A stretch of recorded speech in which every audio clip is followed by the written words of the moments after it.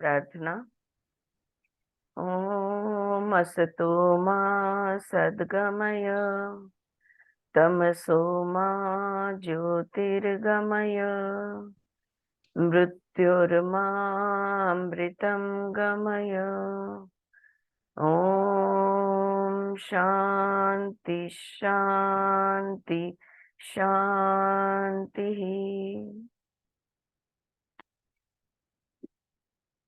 All right. So now we are on page number 297. और जो आखिरी बात हमने कल पढ़ी थी, Krishna says to Arjuna, you have reached the supreme abode. It is my abode. That is where I live. I live in that realm of immortality, the realm of awareness. There the sun of awareness is shining bright. I live there. And if you come there, Arjuna, there is no going back to the path of darkness anymore. तो कृष्णा अर्जुन से कह रहे हैं कि देखो मेरी जगह कहाँ है। इन शॉर्ट अगर देखा जाए तो कृष्णा अर्जुन से कह रहे हैं कि मैं दिल में रहता हूँ, हर एक के दिल में मैं हूँ। और देखो हम जानते कहाँ है, तुम्हें कैसे मालूम? अरे मैं जानती हूँ। हम हमेशा ऐसा करते हैं कि दिल में हमको पता होता है, चाहे हम मुंह से कुछ भी बोले, दिमाग से कुछ भी सोचे, पर यहाँ पे हमारा जहाँ पे हमारी आत्मा है, जहाँ कृष्णा बसते हैं, जहाँ पे अवेयरनेस रहता है, वो यहाँ पे दिल में, हृदय में होता है। तो कृष्ण अर्जुन को कहते हैं आ जाओ आप वहां पे, मेरे साथ आ जाओ, मेरे पास बैठ लो। अगर तुम मेरे साथ रहोगे तो अंधकार का सामना तुम्हें कभी नहीं करना पड़ेगा। We are aware that the dialogue, तो ये डायलॉग जो है ना, ये एक पैराग्राफ कल मैंने पढ़ा था। ये कृष्णा और अर्जुन के बीच में ये संवाद हो रहा है। और कहाँ पे हो रहा है? कुरुक्षेत्र में हो रहा है। ठीक है। अर्जुन को भाग के जाना था, अर्जुन डर गए थे। रिस्पॉन्सिबिलिटी, कमिटमेंट, इन सारी चीजों से पूरी तैयारी उन्होंने की थी, कृष्ण की भी तैयार की मदद उन्होंने ली थी। लेकिन जब वो कुरुक्षेत्र पहुंचते हैं तो उनको इतना डिप्रेशन, इतना फ्रस्ट्रेशन महसूस होता है कि उनका मन करता है कि वो वहां से भागकर चले जाए। The first chapter of the Gita is full of meaningless talk by Arjuna. तो जो पहला अध्याय था, इसमें बस अर्जुन उवाच, अर्जुन मीनिंगलेस बातें करते जाते हैं। Where he tries to explain to Krishna how wars and violence and bloodshed are very disasters to the human species and the world. It is not only that it happens to Arjuna, every one of us wants to escape sometime or the other in our life from the commitments that we have made with ourselves and others on the physical, mental, and intellectual level. We want to escape from the responsibility of fulfilling the commitments. And therefore, Sri Krishna starts expounding Brahma Vidya and Yoga Shastra to his very dear friend and student arjuna. तो पहले अध्याय में अर्जुन उवाच में अर्जुन बस डर जाते हैं और डर के मारे वो कुछ कुछ बोलने लगते हैं। और ये देखो, पूरी तैयारी अर्जुन ने की थी, अर्जुन जानते हैं वो क्या कर रहे, वो जो करने जा रहे थे उसकी तैयारी भी सब कुछ उन्होंने की थी, सब कुछ हो चुका था। ऐसा नहीं है कि उन्हें पता नहीं था, वो उनका चॉइस था। उन्होंने वो सिचुएशन को चूज किया, उन्होंने कृष्ण को अपना सारथी बनाया, उन्होंने सामना करने का निर्णय लिया, सब कुछ उन्होंने किया। और फिर भी ऐन वक्त पे वो चाहते हैं कि परिस्थिति से भागकर चले जाए, क्योंकि अभी डिप्रेशन और फ्रस्ट्रेशन में आ जाते और अभी और सहन नहीं होगा, ये मेरे से नहीं होगा। यहाँ पे विमला जी कहती है हमारे सबके साथ ये होता है। हमारा पति हमने चुना है, हमारे घर वाले हमने चुने हैं, ये जिंदगी हमने चुनी है, ये शहर हमने चुना है, घर की परिस्थितियां हमने चुनी है, सब कुछ हमने किया हुआ है। लेकिन एक वो क्षण होता आता है कभी ना कभी, ऐसे लगता है बस भाग जाए, अब और मेरे से सामना नहीं होगा, यहाँ से भागकर चले जाए। और हमारी ही, हमने ही कमिटमेंट की थी और उस कमिटमेंट में से हम लोग भाग जाने का हमारा मन करता है। ऐसे वक्त पे कृष्ण ब्रह्म विद्या और योग शास्त्र सिखाते हैं, जो हमने अर्जुन के साथ सीखी। And describes how the whole life is a yoga, is an effort to recognize the union of spirit and matter, and after intellectually recognizing it, to realize it. Recognition is abstraction, realization is concrete. Another power statement. किसी भी चीज को पहचान, आपण म्हणतो ना कळतं पण वळत नाही, कळणं ह्याला काय अर्थ नाहीये, म्हणजे ऑफकोर्स अर्थ नाहीये इन द सेन्स की ते ऍबस्ट्रॅक्ट आहे, हवेत आहे ते कळणं, पण वळणं हे अंमलात आणावं लागतं. You have to bring it practically into your life, right? So recognition is abstract and realization is concrete. The realization takes place in the gross and subtle matter. Recognition is only a cerebral acceptance of the fact. किसी भी चीज को पहचानना, ये तो दिमाग से हम पहचान लेते हैं, लेकिन उस चीज को अमल में लाना, प्रैक्टिकली अप्लाई करना, ये हमको मन और शरीर के स्तर पे करना पड़ता है. Shri Krishna wants Arjuna to be reborn as a yogi. देखो, जिंदगी में तुमने जो भी कुछ किया, जो भी लाइफ में जिन जिन चीजों का तुमको सामना करना पड़ा, इंक्लूडिंग उन्होंने द्रौपदी को अपनी पत्नी बना के लाए थे, राइट? लेकिन लाने के बाद जो माँ का वचन था वो पालने के वजह से वो सिर्फ अपनी पत्नी बना के रख नहीं पाए, और किस ऐसी कितनी चीजें उन्होंने, दुर्योधन का अपमान, बड़े भाई का जो भी कुछ लाइफ में, इतना सब उन्होंने सहा था, लेकिन ये सबसे वर्स्ट मोमेंट था. ये उनका मतलब दुखों का अब जैसे कि एक पीक पहुंच चुका है, ये उनका वो मोमेंट था. ऐसे टाइम पे कृष्ण जब उन्हें ब्रह्म विद्या सिखाते हैं, योग शास्त्र के बारे में बात करते हैं, इसलिए ताकि वो एक योगी बन सके. you know you be a kshatriya, but you be, it's, there was this beautiful movie I remember which was called as a peaceful warrior. The peaceful warrior, warrior है लेकिन पीसफुल है, राइट?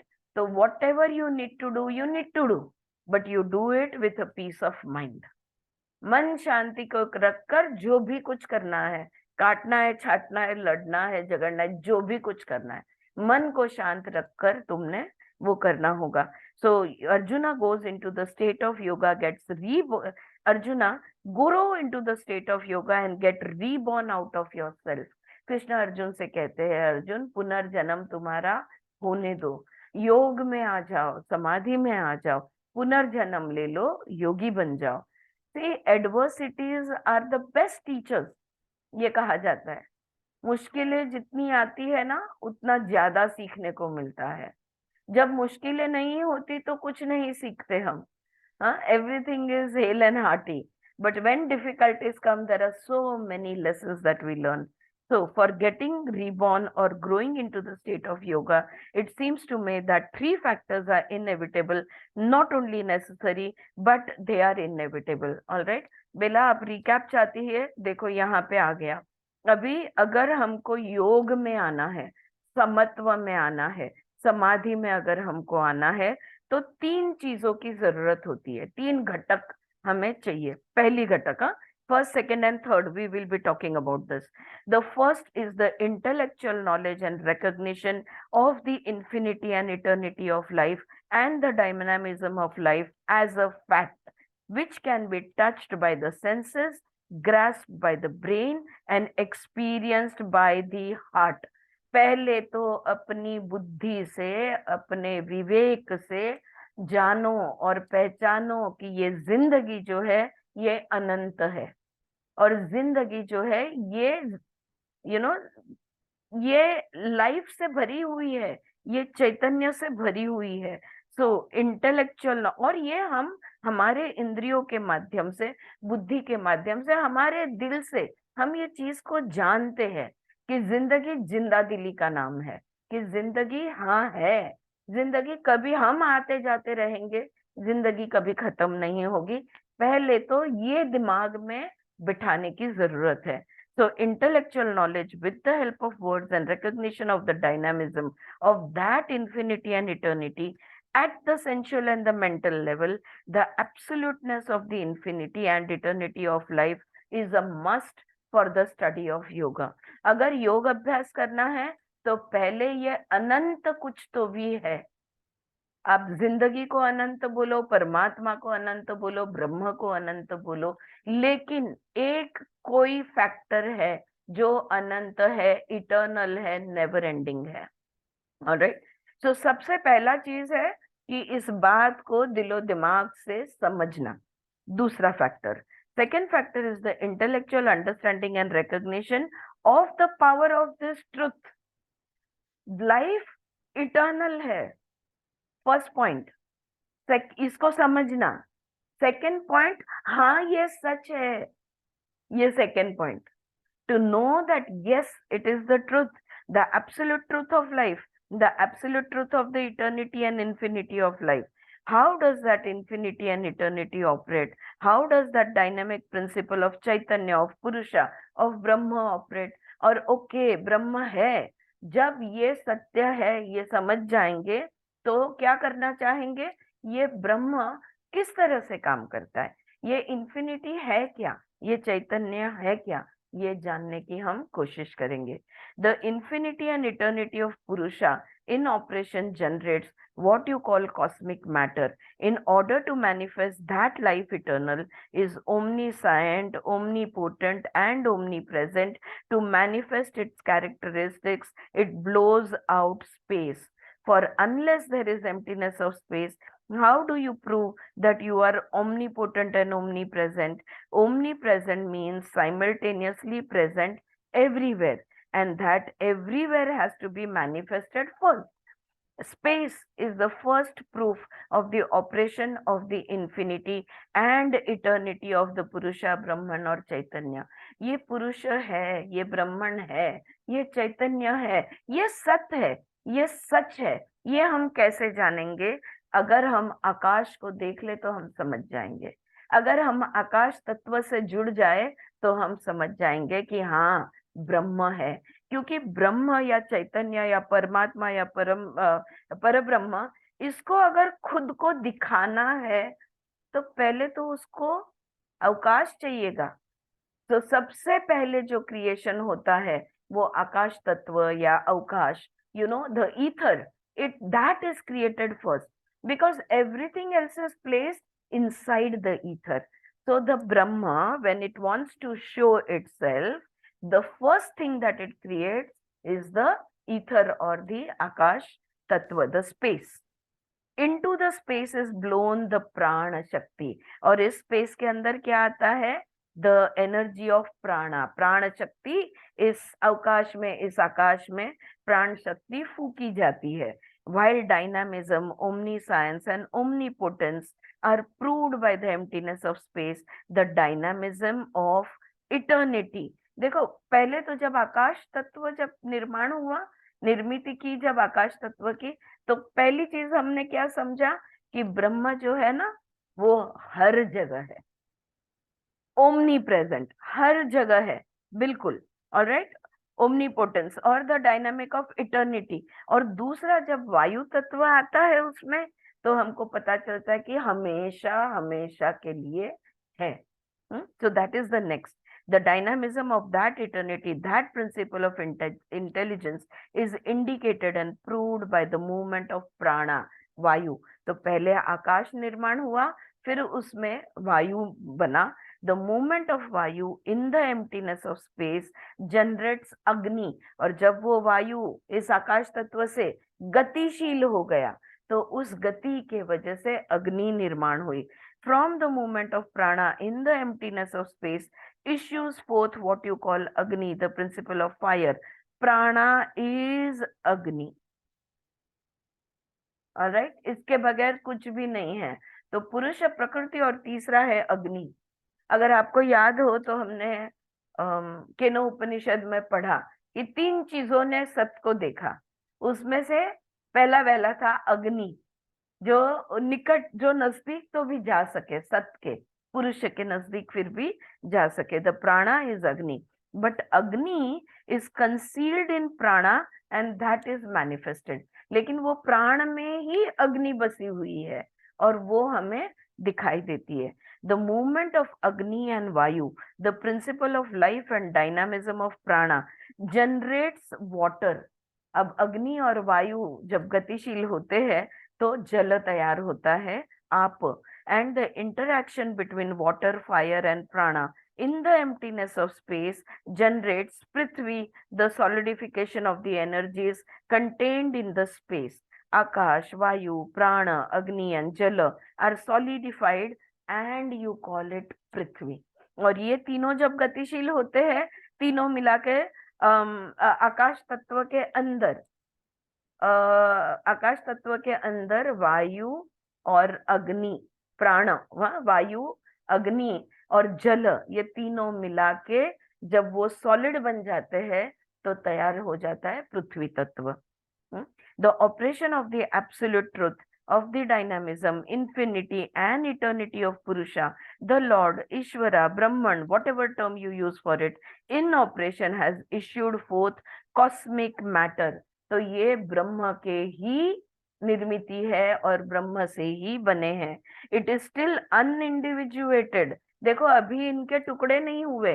अग्नि पूर्ण है, पृथ्वी पूर्ण है, जल पूर्ण है, वायु पूर्ण है, आकाश में ये सारे समाये हुए हैं. अभी इनका एक एक अस्तित्व तैयार नहीं, मतलब ये सिंगल है, इसमें से कुछ और नहीं बना है. Alright, but now you have seen the omniscience, the omnipotence and the omnipresence of the Chaitanya, of that Purusha, of that eternal. अगर हम पुरुष को, ईश्वर को, भगवान को, ब्रह्म को, परब्रह्म परमात्मा को अगर हम देखना चाहते हैं तो इन तत्वों में हम उन्हें देख सकते हैं, महसूस कर सकते हैं. इसलिए कहते हैं ना कि इन बिटवीन प्रकृति में जाया करो, जहाँ पे पेड़ हो, पौधे हो, पृथ्वी जमीन पर मतलब हो, जब सारे तत्व जहाँ पे वायु खेलती हो, तो ये सारे तत्व जहाँ पे प्रकृति में होते हैं, nature, go into the nature, connect to the elements of the nature, is for healing is what we do. This is the second factor that has to be understood, recognized and realized through perception, personal encounter at the sensual and cerebral level. This can be recognized and realized. तो ये जो दूसरा है ना, हाँ, वो पुरुष, वो ब्रह्म, वो ईश्वर हर एक तत्व में है. ये हमें कब महसूस होगा? जब हम उनसे जुड़ेंगे सजगता के साथ.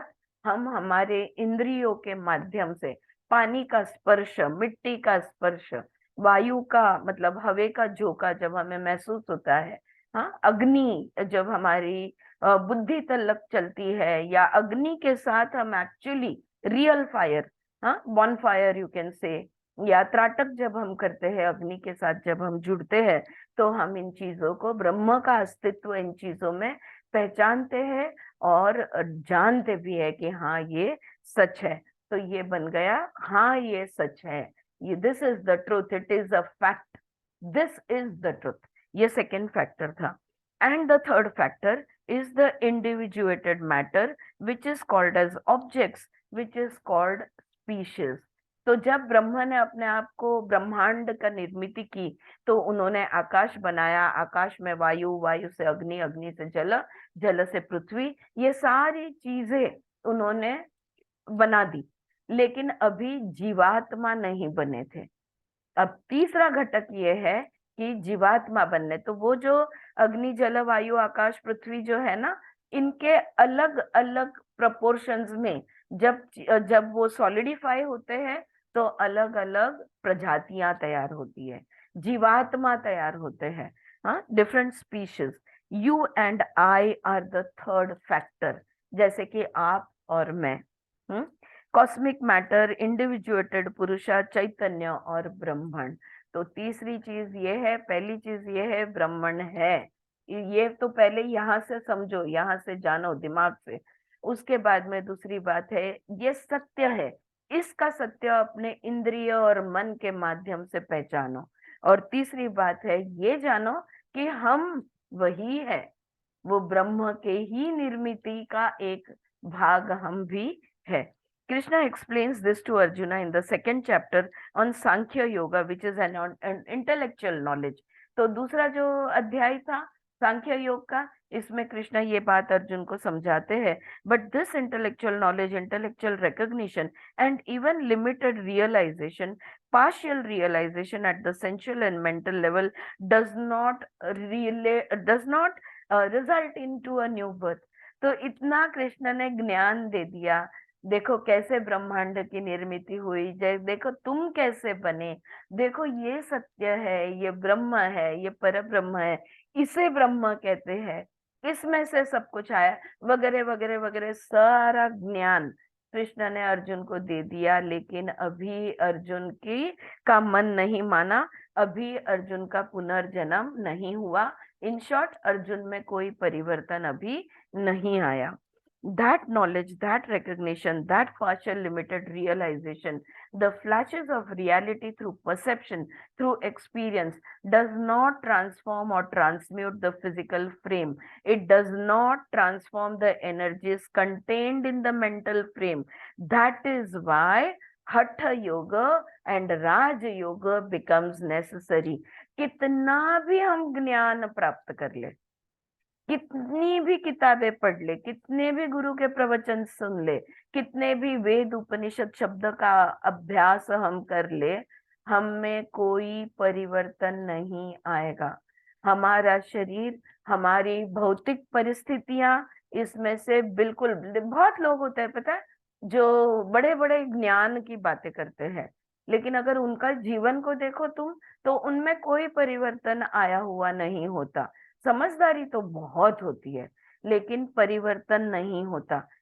इसलिए परिवर्तन अगर होना है तो दो चीजों की जरूरत है, हठ योग और ध्यान, राजयोग यानी meditation. You need to take care of your body and mind through Hatha Yoga. Take care of your habits and conditionings through Hatha Yoga. And you need to take care of all your energies through Dhyana, through the Raja Yoga, through meditation. यम नियम आसन प्राणायाम प्रत्याहार धारणा ध्यान समाधि, ये अष्टांग योग में के, if you are not paying attention, देखो मैं आपके मेरे लिए ये बात कर रही हूँ, ओके। अगर हम ये इतना कुछ पढ़ते हैं, इतना कुछ समझते हैं, बड़ी बड़ी बातें हमारी ध्यान में आ जाती है, लेकिन अगर हमने हमारे शरीर का ख्याल नहीं रखा, आहार विहार हमारा ठीक नहीं रखा, अगर हमने हमारी सांसों पे ध्यान नहीं दिया, अगर हमने हमारे ब्रेथ को बिल्कुल स्लो डाउन नहीं किया, अगर हमने हमारे सेंस ऑर्गन्स को कंट्रोल में, नियंत्रण में नहीं लाया, हाँ, अगर हमारे इंद्रियों को हमने नियंत्रण में नहीं लाया, अगर हमने मन को एकाग्र करने की ध्यान के माध्यम से कोशिश नहीं की, तो सब कुछ जानते हुए, सारा ज्ञान होते हुए, हम में कोई परिवर्तन नहीं आएगा। There will be no transformation. One has to practice what you have read, learnt and understood. All right. So there, reorganization of energies contained in the physical body, rearrangement and reconditioning of energies contained in the consciousness becomes necessary.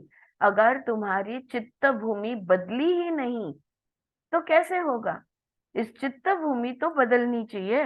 The rearrangement and reorganization of the energies contained in the physical frame can be done through Hatha Yoga, but the rearranging and reorganizing of the mental energies, so that those energies are transformed into new energies, so that those mental energies shed all the limitations and conditions imposed upon them, is not attained through Hatha Yoga alone. Even if you do dharana, the study of concentration and contemplation, it is not going to happen. That is why one has to proceed to Raj Yoga. शरीर की ऊर्जाओं को तुम ठीक कर दोगे, हाँ, हठ योग के माध्यम से। आहार विहार आचार विचार, आपके यम नियम आसन प्राणायाम प्रत्याहार धारणा, इनके माध्यम से आप शरीर की ऊर्जाओं को और मन की ऊर्जाओं को थोड़ा बहुत ठीक कर भी दोगे, शरीर की ऊर्जा ठीक हो जाएगी। लेकिन जो चित्त भूमि में परिवर्तन लाना है, द ट्रांसफॉर्मेशन इनटू कॉन्शियसनेस, उसके लिए तो राजयोग ही करना होगा। Now the mental energies have a monitor. अब हमारी देखो मन शक्ति जो है ना, ये मन शक्ति में भी हमारे मन की बहुत शक्तियां हैं। हमारे मन के पास आकलन शक्ति है, ग्रहण शक्ति है, स्मरण शक्ति है, चिंतन मनन की शक्ति है। हमारे मन के पास बहुत सारी शक्तियां होती है, लेकिन ये सारे शक्तियों पे राज करने कौन करता है? ये मन पे राज करने वाला होता है हमारा ईगो, हमारा अहंकार। Okay, so the mental energies have a monitor called the ego, the I, the sense of me, that assumes the role of a cohesive principle, keeping the energies of gross matter, physical frame, and the subtle matter, the mind, under its control. ये शरीर और मन पे कौन राज करता है? ये शरीर ने क्या करना, कौन सी भूख मिटानी, कौन सी छोड़ देनी, का मन पे और शरीर पे किसकी सत्ता चलती है? अहंकार, ईगो की सत्ता चलती है। The I consciousness, the ego consciousness wants to assume the role of omniscient, omnipresent, omnipotent ब्रह्म पुरुष चैतन्य। और ये जो अहंकार है ना, ये जो ईगो है, ये ईगो कहता है मैं ही तो ब्रह्म हूँ, मैं ही तो चित्त हूँ, मैं ही तो चैतन्य हूँ, सब कुछ मैं हूँ, तुम्हारा कर्ता कर्विता मैं हूँ। So the energies and the momentums are very ancient, and the ego, with the help of consciousness, finds, though it tries again and again, that the energy defies its governance. लेकिन जो हमारे अंदर की जो ऊर्जाएं है ना, वो ईगो को ओवरटेक होने नहीं देती, वो ईगो को ओवर रूल करने नहीं देती। So it tries its level best to control. I think I missed a line. It tries to level best to control, regulate, to mold. But the physical frame and the mental frame have an arrangement of energy which do not begin with your birth. I'm sorry. मैं एक तो ये ego जो है, ये हमारे मन, इंद्रिय, शरीर सब पे रूल करने की कोशिश करता है। ओके, और ये शरीर और मन को एकत्रित रखने का काम, जुड़े हुए रखने का काम भी ईगो करता है। लेकिन इसकी शुरुआत इस जन्म में पैदा होने से नहीं हुई है। You are the product of thousands of years of evolution. कौन है हम? आज जो हमारा अस्तित्व है, ये हजारों सालों की व्हाट डू यू से जो प्रवृत्ति है, हजारों सालों की जो एवोल्यूशन जो होते आया है, उसका हम परिणाम है। Evolution in nature and evolution in the human species. देखो, पहले तो फंगाई, सिंगल सेल्ड आए थे, राइट, पृथ्वी तत्व पे। उसमें से फिर मल्टी सेल्यूलर ऑर्गेनिजम्स तैयार होने लगे, फिर कीड़े बने, फिर पक्षी बने, फिर प्राणी बने, फिर पौधे बने, और फिर फाइनली हम बने।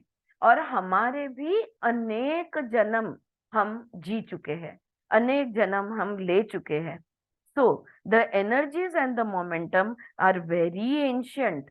तो हमारे अंदर की ऊर्जाएं है ना, वो सिर्फ इस जन्म की नहीं है, ये तो पुरातन काल से ये ऊर्जाएं चलती आ रही है। And the ego with the help of consciousness finds, though it tries again and again, that the energy defies its governance। लेकिन ईगो जो है वो सिर्फ इस जन्म का है, सिर्फ इस जन्म में मैं आरती हूँ, सिर्फ इस जन्म में मैं एक औरत हूँ। ऑलराइट, तो ये ईगो जो है, ये इस जन्म का है। वो कितनी भी कोशिश कर ले, शरीर की ऊर्जाएं उसकी बात नहीं सुनती। हाँ, पूरी तरह से उसको ओवर रूल करने नहीं देती। इट रिबेल्स, तो हमारी ऊर्जाएं विरोध करती है। The physical frame and the mental frame rebel and revolt against the control, the regulation, the direction of the I consciousness, the me. तो ईगो जो जो कुछ बोलता है ना, हर बात हमारा शरीर और मन नहीं सुनते। हमारे अंदर की ऊर्जाएं विरोध करते हैं, बोलते हैं तू बोल रहा है लेकिन मुझे नहीं करना, मैं नहीं जाना चाहती, मैं नहीं करना चाहती, मैं नहीं खाना चाहती, या मुझे ये करना ही है, तुम कितना भी मना करो फिर भी मुझे ये करना ही है। तो जो भी कुछ है, हमारी ऊर्जाएं ईगो को का विरोध करती है। Something drastic has to be resorted to in order that these energies get oriented towards a new life, get released from the hold of the past on them, because we are a bundle of physical and mental patterned habits, structures of habits. देखो, हमने पढ़ा था, हमने समझा था कि हम अभी जो जी रहे हैं ये एक परिणाम है. We are the effect, the cause was somewhere in the past. Okay इस कॉज एंड इफेक्ट के पूरे चक्र में all the time we are the effect. Alright, अब अगर उस कॉज को ये इफेक्ट में अगर हमको इस परिणाम में परिवर्तन लाना है तो हमें कुछ ऐसा करना होगा, ऐसी शक्तिशाली मूव करनी होगी या ऐसा कुछ करना होगा कि जिससे ये जो आदत से मजबूर, ये जो ऊर्जाएं हैं, ये जो ईगो है, जो मन शरीर आदत से मजबूर जिंदगी जी रहे हैं, इसमें कोई ना कोई बदलाव आए. तो हमें कुछ तो भी ऐसा सॉलिड करना होगा ताकि ये आदत से मजबूर जो चीजें हैं ये टूट जाए. सो and some that is what we are physically and mentally. तो एक्चुअली शरीर और मन से हम आदत की जिंदगी जीते हैं. ये मेरा शरीर ऐसे ही क्यों रहता है, इसमें परिवर्तन क्यों नहीं आता, क्योंकि मेरी आदत मैं बदलती ही नहीं हूँ. हाँ, ये मन मेरा ऐसे ही क्यों सोचता है, इसमें परिवर्तन क्यों नहीं आता, क्योंकि मैं मेरा सोचने का तरीका ही बदलती नहीं हूँ. तो परिवर्तन कहाँ से आएगा. आ रही है बात समझ में. हाँ, एक दो जन और अगर वीडियो ऑन कर सको तो प्लीज कर दो. Okay, so some habits are very rigid and they don't like to change.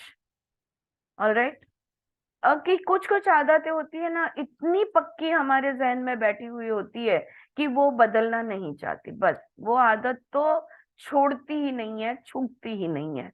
Those energies like to flow in the direction that they have been trained into, hammered into, forced into. तो जिस दिशा से उस आदत से मजबूर जो मैं बोल रही हूँ, जिस दिशा से वो जाना चाहती है उसी दिशा से वो चलती रहती है, वैसे ही उसका होते रहता है. So not intellectual effort. तो देखो, हम बुद्धि से कितना भी अभ्यास कर ले परिवर्तन नहीं आएगा. नॉट इमोशनल स्ट्रगल, हम हमारे मन के साथ कितना भी लड़ झगड़ ले, मन पक्का कर ले, मन बना ले, बट फिर भी नहीं होगा. Not cruelty with the physical frame of repression, suppression, denial, rejection, negation. अच्छा, इस शरीर को तप में डाले, इस शरीर को उपवास कराए, इस शरीर को हम कोई भी चीज से जो भी ये शरीर मांगता है उससे हम वंचित रखे, हम हमारी जो भी इच्छाएं हैं उसको दबाए. ऐसा सब करने से भी कोई परिवर्तन नहीं आएगा. लोग 20 दिन के उपवास, हर मंगलवार, हर सोमवार, हर बुधवार, बरसों तक उपवास करते हैं, लेकिन परिवर्तन नहीं आता. ऑल दैट इज अनसाइंटिफिक, क्योंकि वो विज्ञान है ही नहीं. Spirituality is the science of life. Everything has to be gone through scientifically, with a scientific attitude, with a scientific temperament, a scientific way of functioning. विज्ञान है ये, सिर्फ ज्ञान नहीं, विशेष ज्ञान है, विज्ञान है, साइंस है. इसको समझना होगा, इसको पहचानना होगा और ये साइंस को अप्लाई करना होगा. Some drastic way has become necessary, has become inevitable. अब मन को है, मन नहीं कर सकता हैंडल, शरीर नहीं कर सकता हैंडल, दिमाग नहीं कर सकता है हैंडल, तो करे क्या. अगर ज्ञान से नहीं होगा, भक्ति से नहीं होगा, तो कुछ ना कुछ तो और तरीका ढूंढना होगा, और वो भी ड्रास्टिक तरीका. Okay, it has become necessary, inevitable, and what can that be. तो क्या कर सकते हैं जिससे परिवर्तन हम सब में आ जाए. That is the theme and the last part of the 9th chapter. तो 9वें अध्याय का जो आखिरी हिस्सा है वो इस बात को लेके है, ऐसा हम क्या कर सकते हैं जिससे गारंटेड परिवर्तन आ जाए.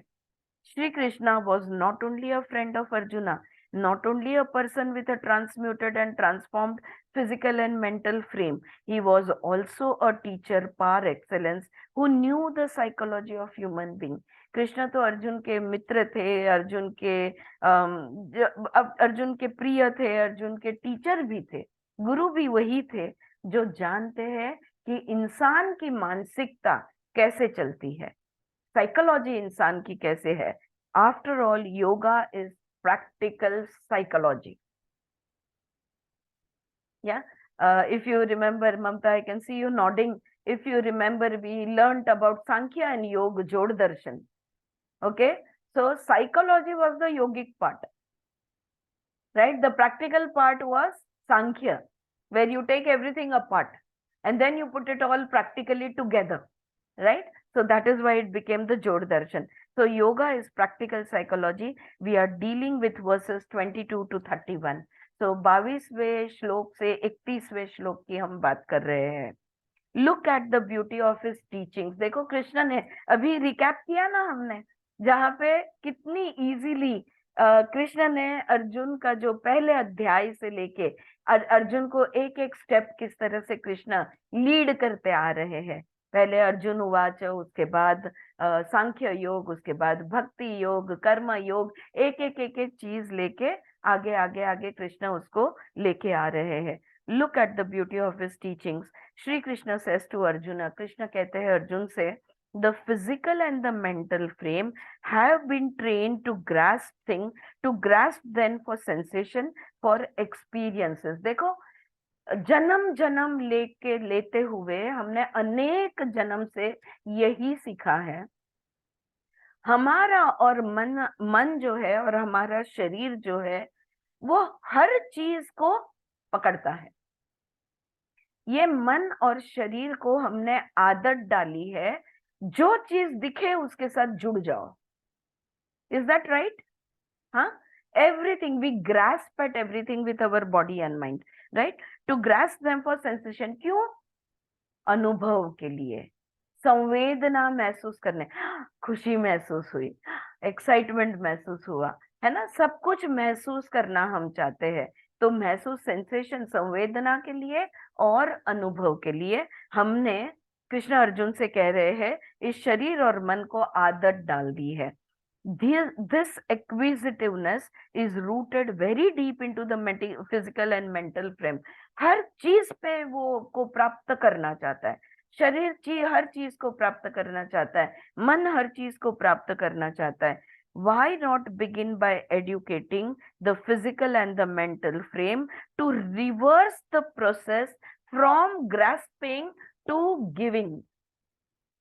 बस शरीर और मन ने हर चीज को लेना सीखा है, अब हमें ये जो है इसको पलटना होगा.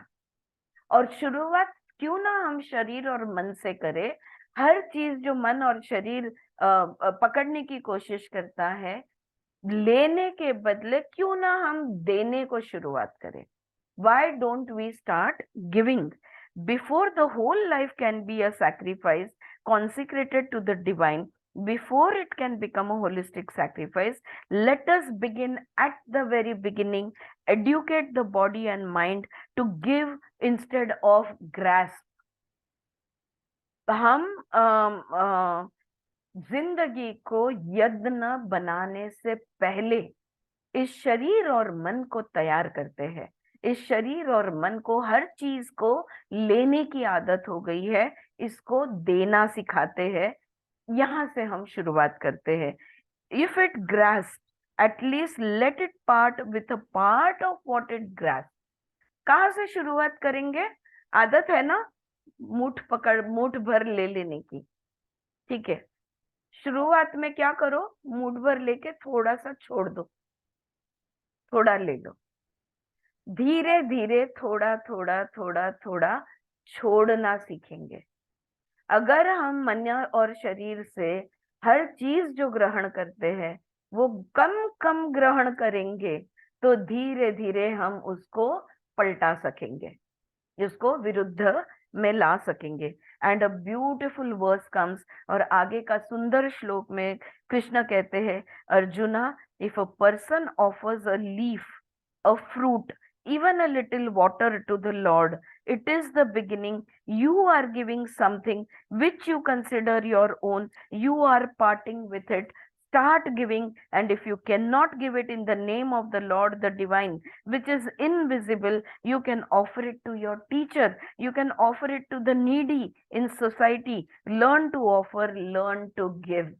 आगे के श्लोक में कृष्ण कहते हैं, अर्जुन, एक पत्ता, एक फल, थोड़ा सा जल, भगवान को जो तुम्हारा है, ये भगवान को चढ़ा दो। देना यहां से शुरुआत करो। अच्छा, नास्तिक हो, भगवान में नहीं मानते, कोई बात नहीं, गुरु को दे दो।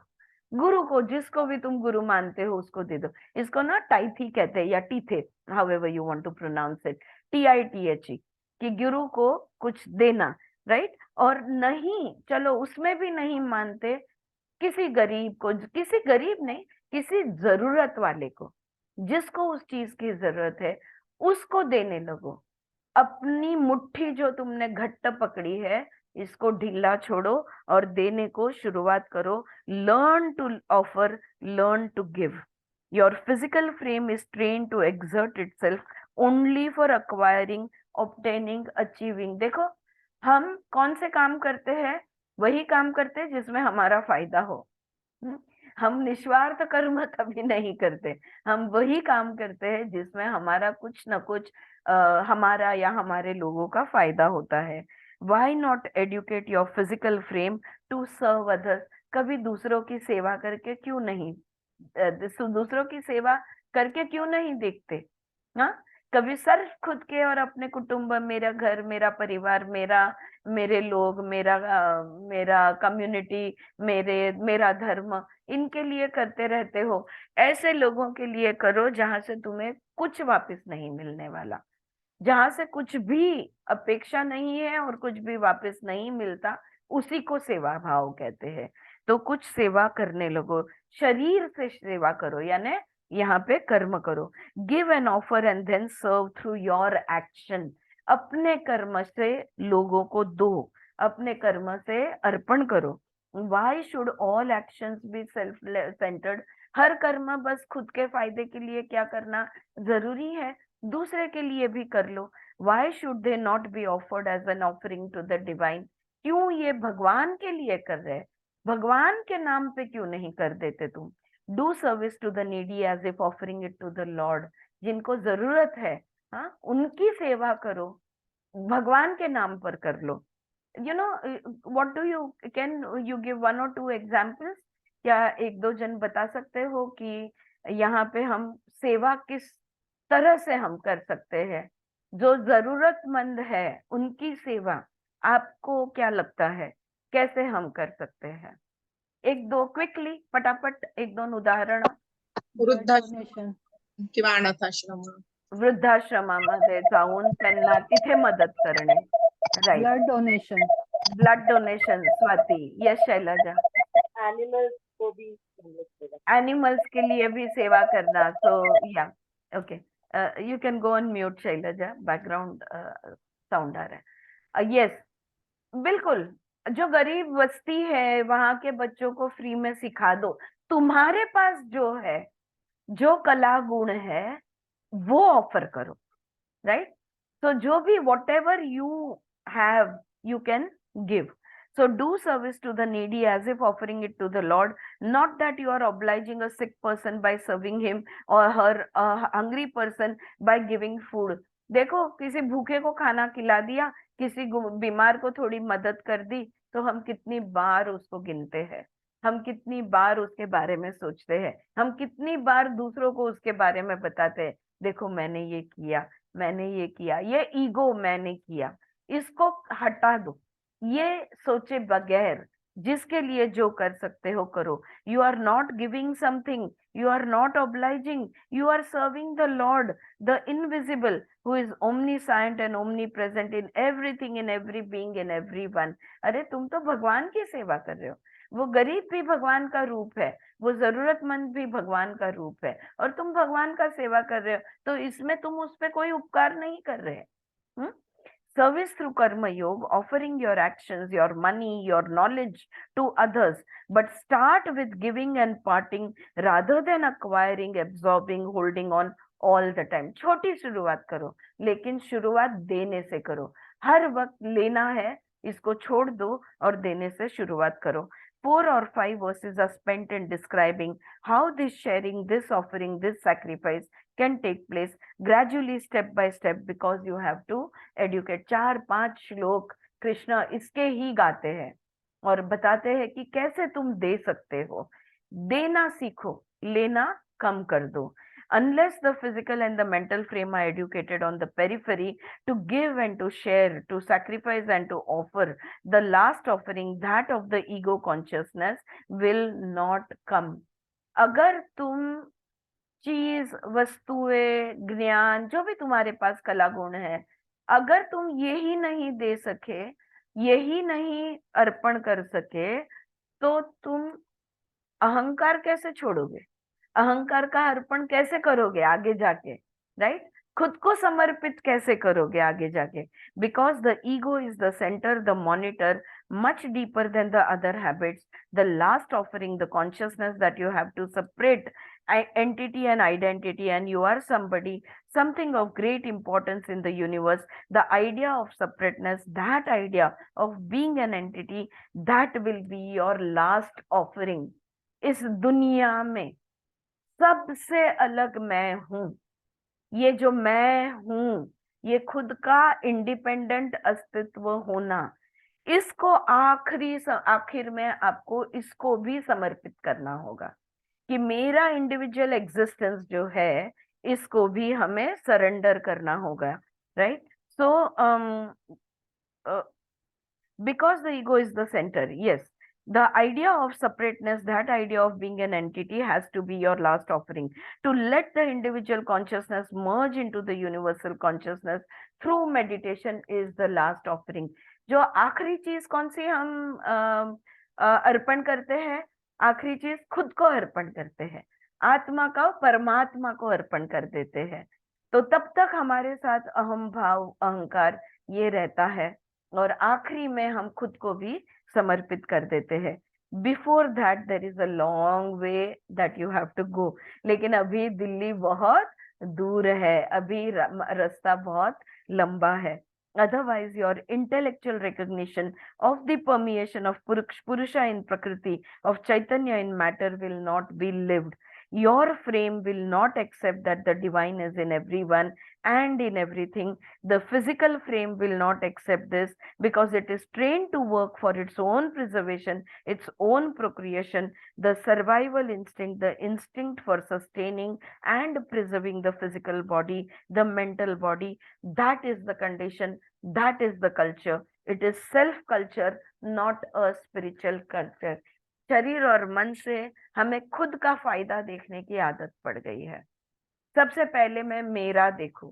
हाँ, जैसे वो एरोप्लेन में कहते हैं ना, पहले खुद को बचाओ, बाद में दूसरों की मदद करने की सोचो. राइट? तो ये हमारे अंदर इनबिल्ट ऐप है.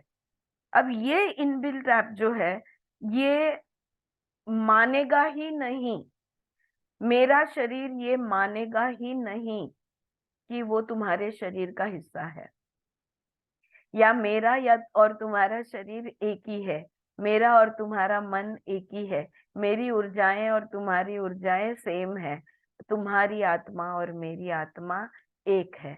ये कभी भी मानेंगे नहीं. बहुत प्यार से धीरे धीरे ये परिवर्तन हमें लाना होगा. तो कृष्ण कहते हैं, so Arjuna, start educating by offering, giving. तो शुरुआत कैसे करोगे अर्जुन? तुम शुरुआत करो, दो, सेवा करो, serving, parting with your acquisitions. तुम्हारे पास जो भी कुछ है, जो भी जरूरतमंद है, उसको देते चले जाओ. that has to be gone through, otherwise the physical frame may not cooperate with you. ये तो तुम्हें करना होगा, वरना तुम्हारा शरीर उस पॉइंट तक कभी नहीं पहुंच पाएगा कि अहम ब्रह्मास्मि, I am not the body, I am not the mind, I am the energy same as you. ये पॉइंट तक, वो वननेस तक कभी नहीं पहुंच पाएगा. देन यू स्टार्ट स्टडिंग राजयोग. तो सबसे पहले लेना छोड़ो, कम करो, देना शुरू करो। सबसे पहली बात, जो भी तुम्हारे पास है वो दो। कोई कला है, कोई सेवा का भाव है, कोई गुण है तुम्हारे अंदर, कोई भी फिजिकल मटेरियल और whatever qualities that you have, start with giving that।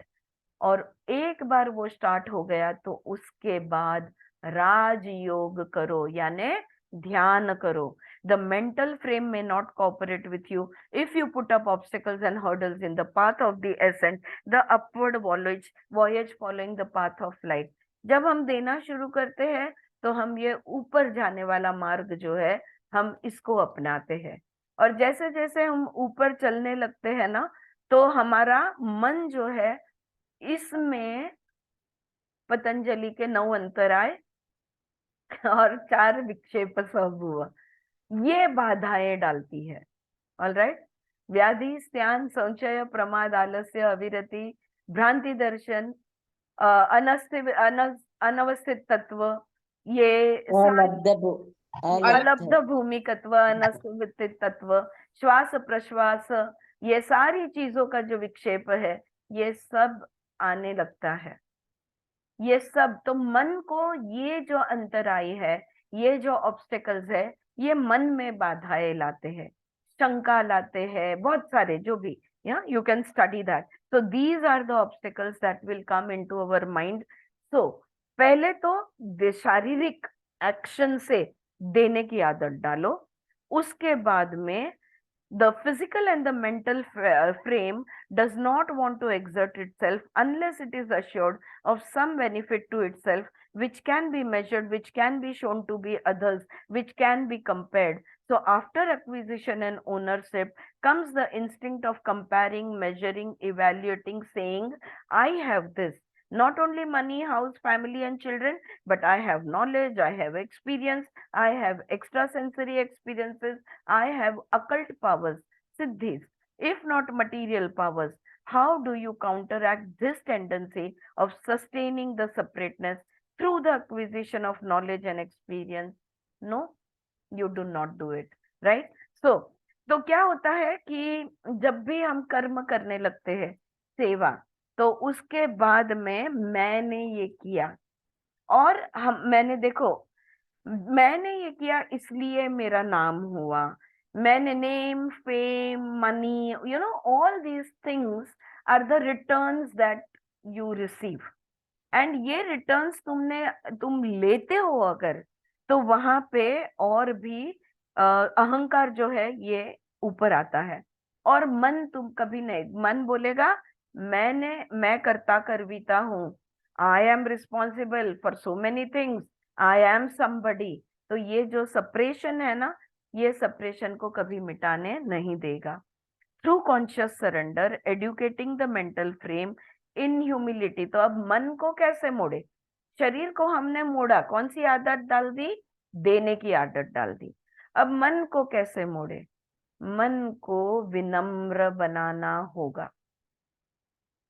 We will have to inculcate humility, educating the mental frame about humility। हाँ, विनम्र। Humility will come through a recognition that the whole matter out of which you have the individuated body has emanated from the invisible, the infinite, the eternal life। You cannot exist outside that Purusha, Brahma, Chaitanya। You cannot be isolated, you cannot be separated। ये विनम्रता कब आएगी? तब आएगी कि मेरा पूरा अस्तित्व, ये तो वो ईश्वर के वजह से है। अगर ये ईश्वर नहीं चाहता तो मेरा अस्तित्व ही नहीं होता। I would not exist if the Brahma, if the Purusha, if the Ishvara did not want me to। So I am nothing, I am nobody। या ये जब भाव मन में आता है, तब विनम्रता अपने आप जागृत होती है। So before you utter a word, remember that speech is possible due to prana। मैंने बोला, हम क्या बोलते हैं? मैंने बोला। अरे भैया, अगर वहां पे वायु प्राण नहीं होता तो तुम क्या कुछ भी बोल सकते? हाँ, एक शब्द भी नहीं बोल सकते अगर प्राण वायु नहीं होता। उस प्राणा के वजह से वाचा है, which was emanated out of space, which has originated in Purusha. When you take your meal, you are partaking of the compassion of Brahman, the compassion of the Lord Supreme, the divine. जब तुम अन्न ग्रहण करते हो, ये अन्न कहाँ से आया? उसी की तो कृपा है। उस पृथ्वी ने वो अन्न नहीं दिया होता तो कहाँ से खाते? तो मैंने खाया, मैं कहाँ से आया? Right? Because food, crops, vegetables, fruits are grown in the earth, and being of earth has come out of water, fire, prana, space, out of the ultimate source of the Purusha. All your existence is due to all that. ये पंच महाभूत नहीं होते ना तो हम भी नहीं होते। हाँ, तो खुद को बहुत बड़ा नहीं समझना। Right? So all your activities and movements are due to that. Why not dedicate consciously every activity, every movement of yours to the Lord? Why not do that? क्यों ना हम भगवान को समर्पित हो जाए, क्यों ना हम विनम्र हो जाए, क्यों ना हम समझ ले कि अगर ये ईश्वर नहीं चाहता तो एक बाल भी मेरा अस्तित्व में नहीं आता, मैं एक शब्द भी नहीं बोल सकती, मैं कुछ ग्रहण भी नहीं कर पाऊंगी अगर ये ईश्वर नहीं चाहेगा तो समर्पण, सरेंडर, बिकम विथ ह्यूमिलिटी, हाँ, you will surrender. How to do this? कैसे खुद को समर्पण करे, कैसे खुद को सरेंडर करे? How do you dedicate? एक ही है, बिकम अवेयर ऑफ इट, सजगता। जब सजग हो जाओगे तो अपने आप समर्पण में चले जाओगे। Be aware of it. Awareness is the expression of that inner psychological dedication to the divine. Otherwise, the mental frame will be devoted to its own habit patterns. It will be devoted and dedicated to the physical frame, and the physical frame to its past, its conditioning, and the mental frame to its conditioning. Somewhere it will be dedicated. देखो, हम किसी ना किसी की सेवा में हैं। अब भी हम फिलहाल मन और शरीर की, खुद के ही मन की, खुद के ही शरीर की सेवा में है। अब शरीर और मन की सेवा छोड़ देनी है और सजगता लानी है कि जो भी कुछ हो रहा है ये इसकी डोरी किसी और के हाथ में है। So somewhere we have to bring our awareness of the divine. In order that the I consciousness can be a steady center, it needs to gravitate towards something. Either it will be dedicated to the horizontal gravitation about the past, about the habits, it will be devoted there, or its dedication can be upward, ascending or vertical. देखो, हमने देखा हम कुछ ना कुछ तो करेंगे। कोई भी कुछ नहीं कर रहा, कर्म नहीं हो रहा, ऐसे हो ही नहीं सकता। या तो तुम हॉरिजॉन्टल मूवमेंट करोगे, गतिविधियां तो होगी ही होगी, या तो वो हॉरिजॉन्टल होगी या तो वो वर्टिकल होगी। जो ऊपर की दिशा है ये प्रकाश का मार्ग है, जो आड़ी दिशा है ये अंधकार में। रोटी कपड़ा और मकान के ऊपर उठोगे ही नहीं। It will be just material existence. There will be no conscious existence, no existence with awareness.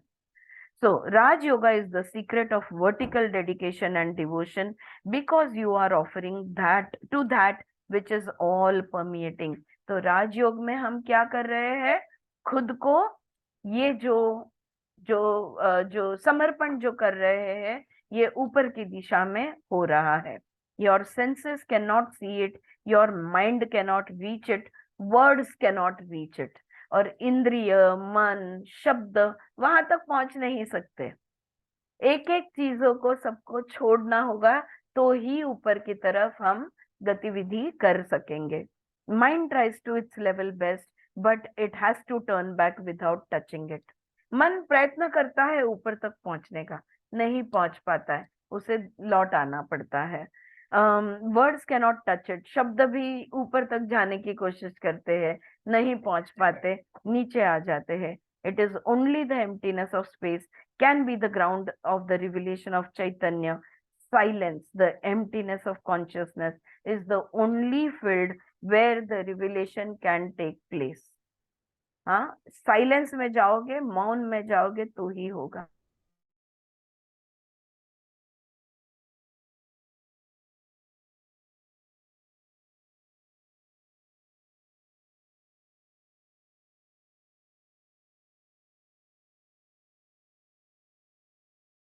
Sure. Sorry. Yeah. So silence and emptiness of consciousness is the only field where the revelation can take place. ब्रह्म साक्षात्कार चाहते हो, आत्म साक्षात्कार चाहते हो, वहां पे मन नहीं पहुंच सकता, इंद्रिय नहीं पहुंच सकते, शब्द नहीं पहुंच सकते, पूरी तरह मौन में जाना होगा, पूरी तरह खाली होना होगा, शून्य में जाना होगा, वहीं पे ब्रह्म तुम्हें मिलेगा. The mind, the word, the sense, physical senses cannot reach that. It is not an individuated specific object or an individual whom you can claim to be your own. Horizontally, it is not perceptible. Vertically, through the feel of it, understanding can be with the help of words. But the feel has got to be with your sensitivity. It is the sensitivity that rises upwards vertically where words cannot reach it, where mind cannot reach it. देखो ऊपर तक न शब्द न इंद्रिय न मन पहुंच सकता है, लेकिन एहसास हो सकता है. सेंसिटिविटी जो है, संवेदना जो है, ये जरूर महसूस हो सकती है.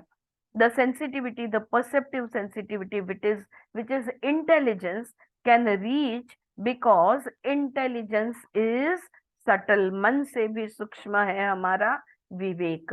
विवेक वहां तक तुम्हें पहुंचा सकता है. Intellect is the faculty of the brain, but intelligence is the sensitivity. It is the energy of emptiness, the energy of silence. Vivek, wisdom जिसको हम कहते हैं ना, इसी में मौन है, इसी में शांति है, इसी में शून्यता है. अगर विवेक आ जाता है तो हम मौन और शांति का अनुभव ले सकते हैं. You have begin with the gross. देखो हमने शुरुआत की शरीर से, या हमने शुरुआत की कि बाबा कर्म से. तो कृष्ण कहते हैं देना सीखो, right? Take the physical frame to part with, to share, to give, to serve. Then come to the mental frame. Educate the mental frame to change the point of devotion and dedication. अभी तक हम किसकी सेवा में थे? हमारे ही मन की सेवा में थे. तो शारीरिक देना सीखो. और मन कहाँ था हमारा? मन ऑल द टाइम सिर्फ खुद की सेवा में था. मेरा शरीर, मेरा ये, मेरा वो. अब मन को भी बाहर सेवा में डालो, भगवान की सेवा की तरफ उसको मोड़ो.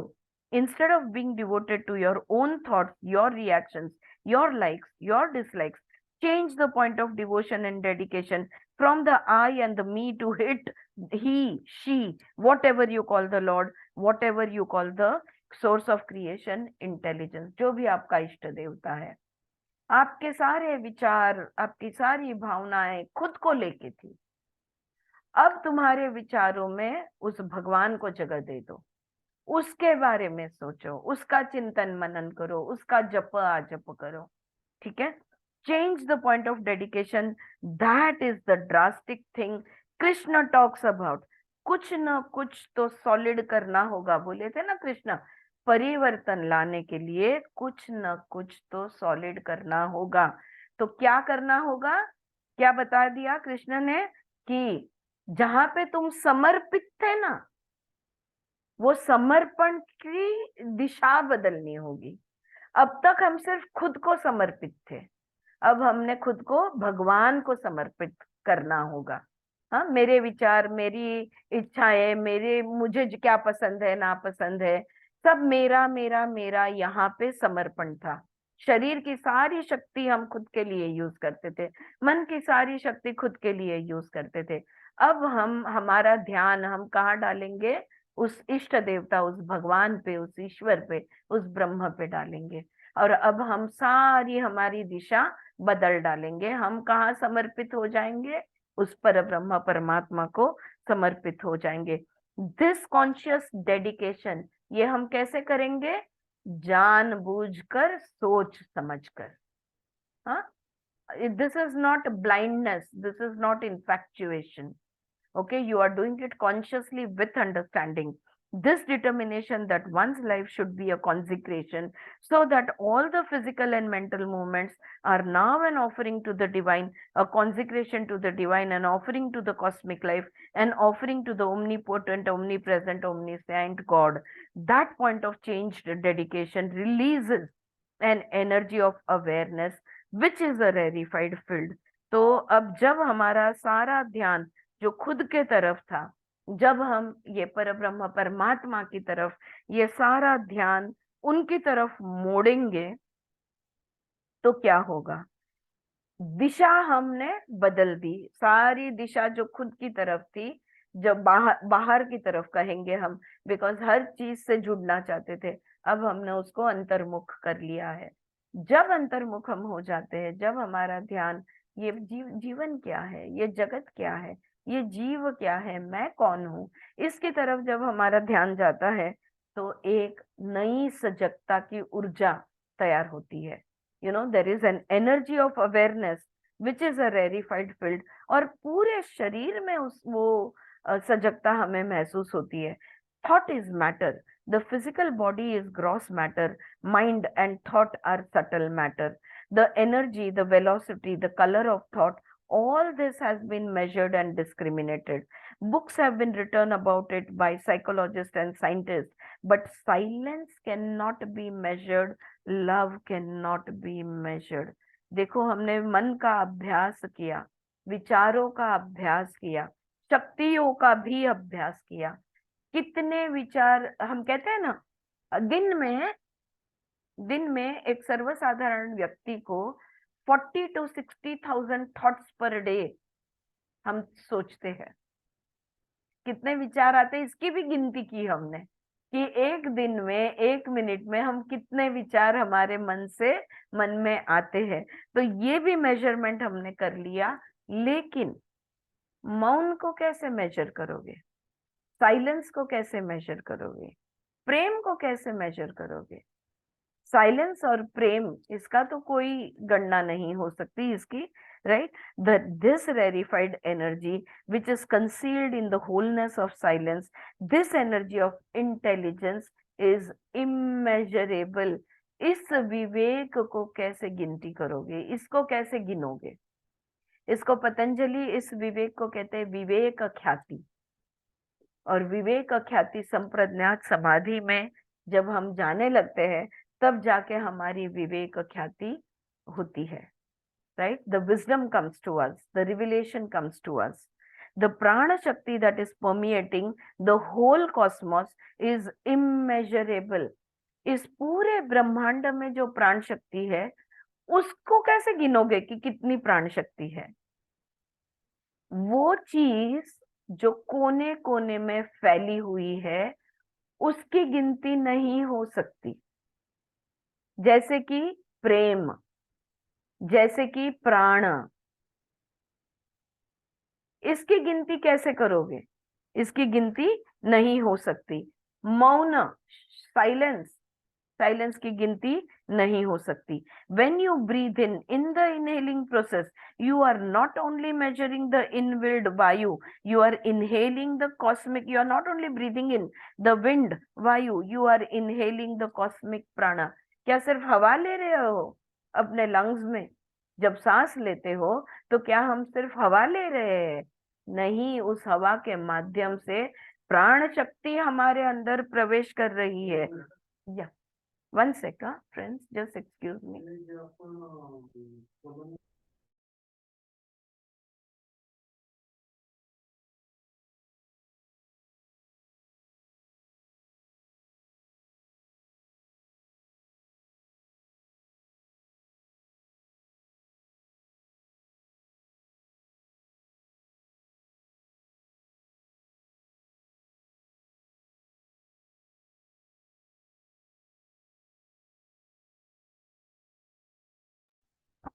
Sorry, for the break.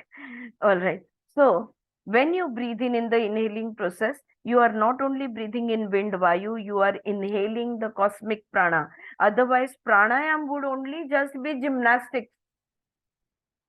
प्राणायाम कहते हैं हम जब लंबी गहरी सांस लेते हैं तो प्राण शक्ति का ग्रहण करते हैं, सिर्फ हवा का नहीं, राइट? सो प्राण शक्ति इज इमेजरेबल। अब हवा की गिनती तुम कर लोगे, 500 cc's of air we have inhaled, ये गिनती तो तुम कर लोगे, ऑलराइट, लेकिन प्राण की गिनती कैसे करोगे? सो in the same way, the rarefied energy of intelligence which is perceptive sensitivity, which is called as pradnya in the Vedas, Upanishad, Gita and the Brahma Sutra, is capable of ascent of a vertical movement. So एक बार विवेक आ गया, उसके बाद प्रज्ञा आती है. विवेक is actually discriminatory power of the mind and Pragya is wisdom. तो ये प्रज्ञा फिर हमें विजडम आ जाती है और विजडम हमेशा ऊपर उठाती है. It can dissociate itself from the physical frame, from the water element, that is the blood circulation in your body, from the prana shakti in your body. It can dissociate itself from all these and get united with the unlimited, the immeasurable, the all pervading. All right.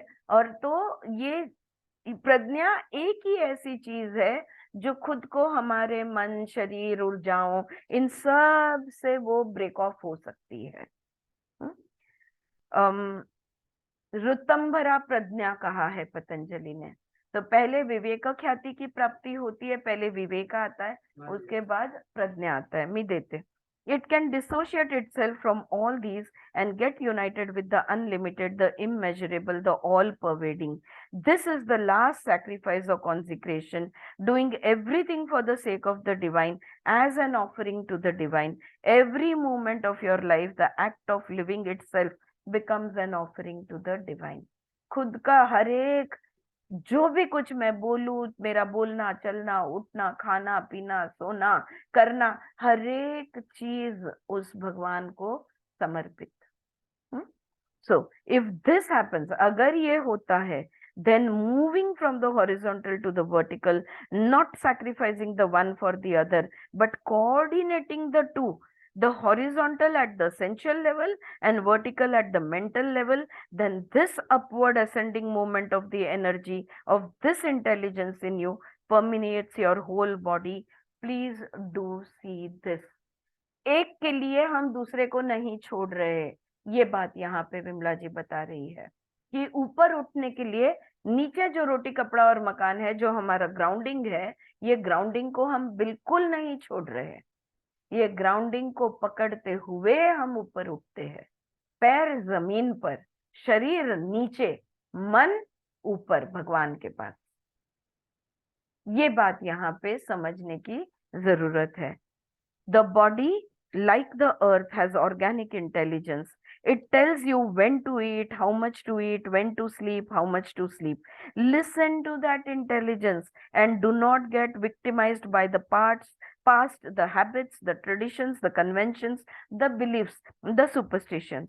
If you are not ruled by that and you listen to the body, it tells you what it needs, what are the deficiencies in your body, when to give it proteins, minerals, provide the vitamins, etc. देखो हमारा शरीर है ना, पृथ्वी कैसे, पृथ्वी के पास चैतन्य है, हमारे शरीर के पास भी चैतन्य है, इंटेलिजेंस है. हमारा शरीर जानता है कितना अन्न उसे चाहिए, कब चाहिए, कैसा वाला चाहिए. हमारा शरीर जानता है उसे कितनी निद्रा चाहिए, उसे कितना पानी चाहिए, उसे कौन सी अपनी जरूरतों को हमारा शरीर बहुत अच्छी तरह पहचानता है, जानता है. अगर हम उन जरूरतों को खुद से अगर हम पूरी करने दे तो कभी कोई गड़बड़ नहीं होगी. लेकिन हम हमारी आदतें, हमारे मन, हमारा विचार, हमारी इच्छाएं, इन सब चीजों को बीच में ले आते हैं. अगर हमने अपनी आदतें, अपने विचार, अपनी इच्छाओं को बीच में नहीं लाया तो हमारा शरीर पूरी तरह इंटेलिजेंस है, चैतन्य से भरा हुआ है. वो शरीर हमें बोलेगा उसे प्रोटीन चाहिए, मिनरल चाहिए, विटामिन चाहिए, क्या चाहिए क्या नहीं. After the age of 40, every woman should take calcium. सही है गलत है? सही है या गलत है? बिल्कुल गलत है. गलत है. बिल्कुल गलत है. गलत.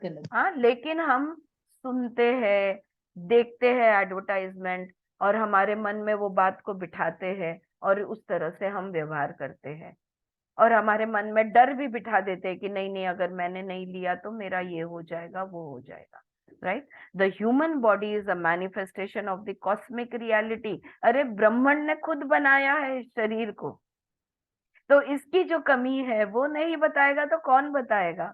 The more you understand the complexity of your physical body and the miracle of its movement inside, its power of analyzing, converting energies, transmuting energies, when you watch that, the more you are stunned, because the human body is such a miracle as far as I can see it. And I completely agree with Vimla जी।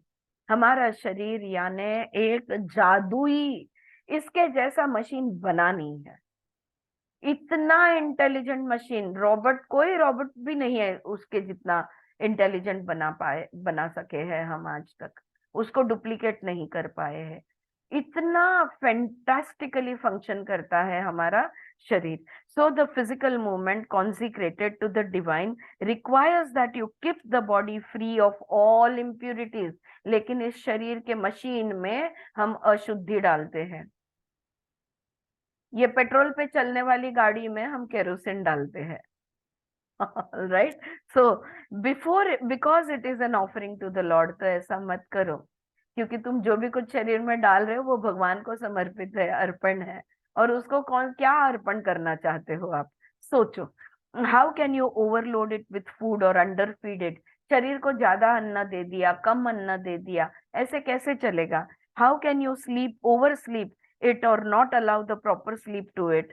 कैसे तुम इसे ज्यादा सोने दे सकते हो इस शरीर को, या इसे नींद ही नहीं देते, हाँ, कम सोने देते हो? How can you misuse speech which is a divine gift by abusing it? How can you use the faculty of thinking, imagining, remembering unwarrantedly? कुछ भी सोचते हो, कुछ भी समझते हो, कुछ भी ध्यान में रखते हो, कोई भी बातें, ये तो भगवान की देन है। इस देन में कितनी अशुद्धियां लाओगे? देर is a sutra that says that purification is the only energising principle in our life. शुद्धि, बस हमें सिर्फ शुद्धि क्रिया करनी है हर स्तर पे। अन्नमय कोश, प्राणमय कोश, मनोमय कोश, विज्ञानमय कोश, हर स्तर पे हमने शुद्धि करनी है।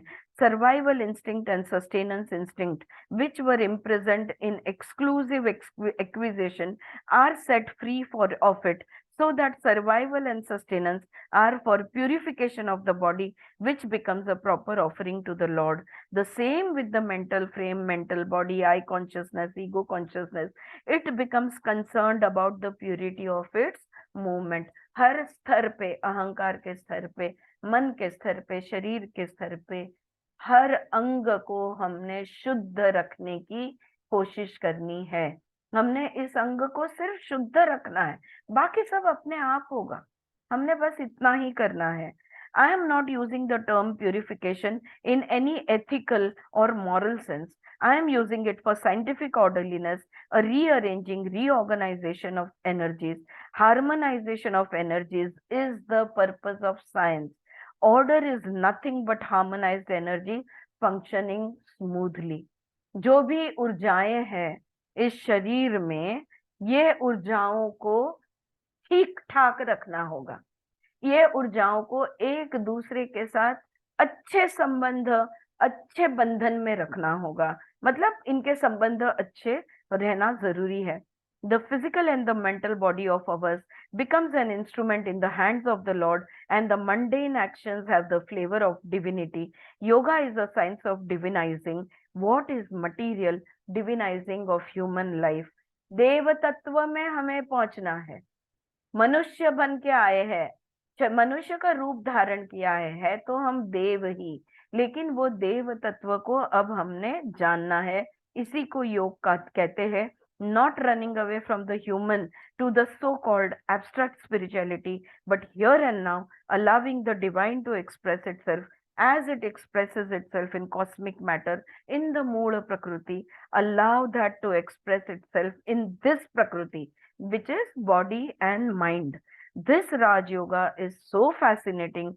This secret sovereign path of ascendance to the path of light, from where there is no lapsing back in the path of misery and darkness. एक बार देवत्व प्राप्त कर लिया तो अंधकार में, अज्ञान में, अविद्या में हम कभी वापस नहीं आएंगे। एक बार दिमाग की बत्ती जल गई तो बस जल गई। तो हर स्तर पे जो भी ऊर्जाएं, हमारे मन की ऊर्जाएं, शरीर की ऊर्जाएं, जो भी कुछ ऊर्जाएं हमारे बुद्धि की ऊर्जाएं हैं, इन सब चीज को अपन एक दूसरे के साथ बहुत सुंदर तरह से जुड़े रखना, बस इतना ही हमें करना है। यही राजयोग है in life, in the cosmic life, the dance of the imperishable and perishable, the eternal, the infinite and the finite and limited, the timeless and the time bound. That dance is going on. होना नहीं होना, रहना नहीं रहना, ये तो चलते ही रहेगा। The dance of emergence and dissolution goes on.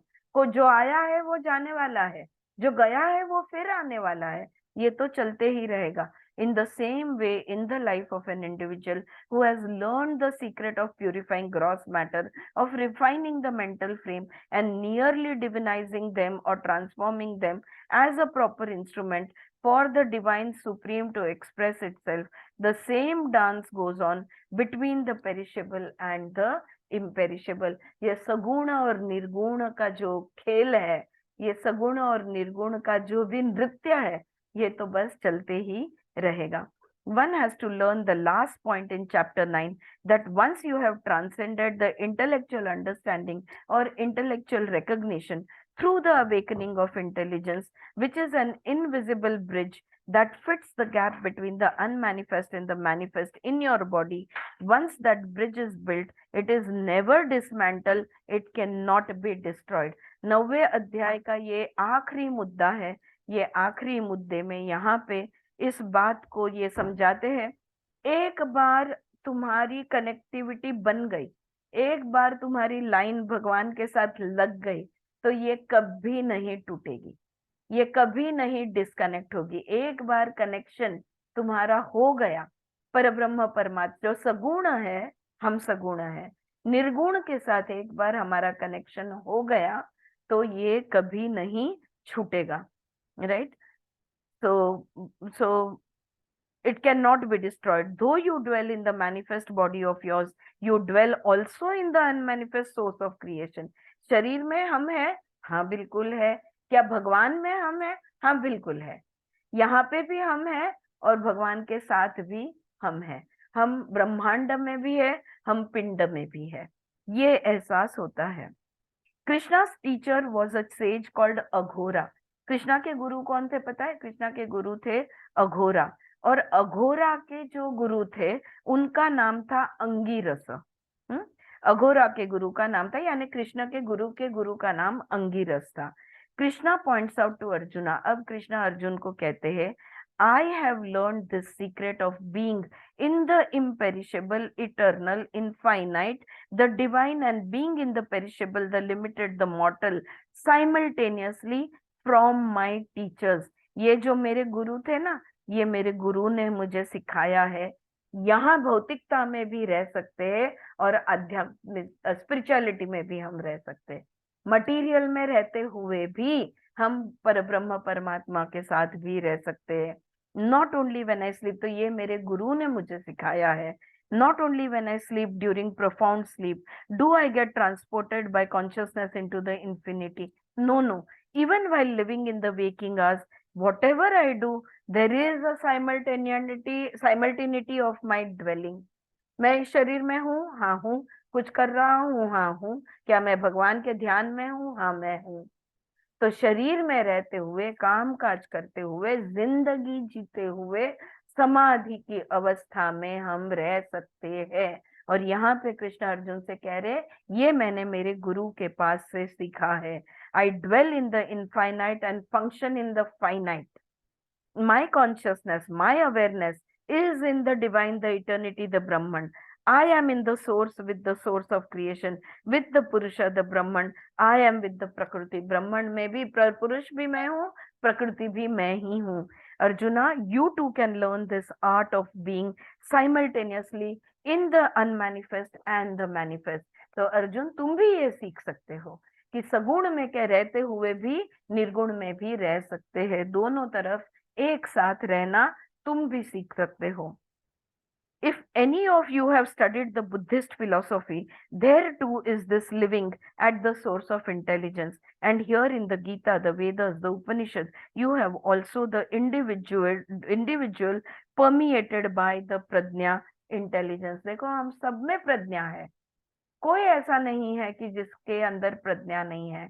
प्रज्ञा यानी इंटेलिजेंस, इंटेलिजेंस यानी लाइट, लाइट यानी चैतन्य, चैतन्य यानी ब्रह्म, ब्रह्म यानी पर ब्रह्म परमात्मा।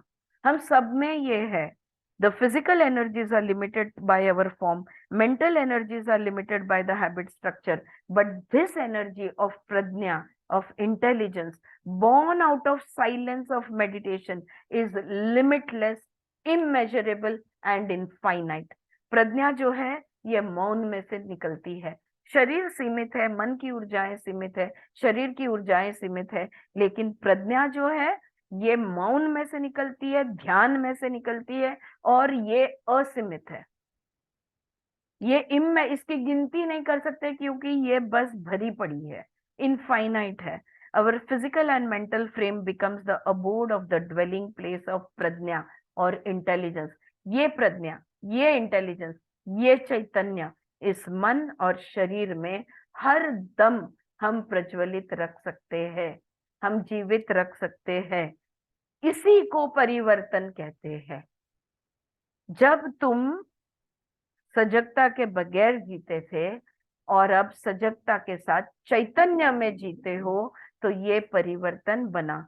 What people called emancipation, transformation, liberation, moksha is nothing but a person filled with that intelligence, which is not attached, dedicated or devoted to the physical, biological body, which is not attached, devoted, identified, dedicated to the mental body, which is constituted of the past, of conditioning, of samskara, but which is dedicated and devoted only to the Brahman. इस शरीर और मन की सेवा में अब हम नहीं हैं, हम सिर्फ और सिर्फ ब्रह्मण की सेवा में हैं। इस अध्याय का आखिरी पैराग्राफ कृष्ण बोल रहे हैं, Arjuna, then you have arrived at the home in which I dwell.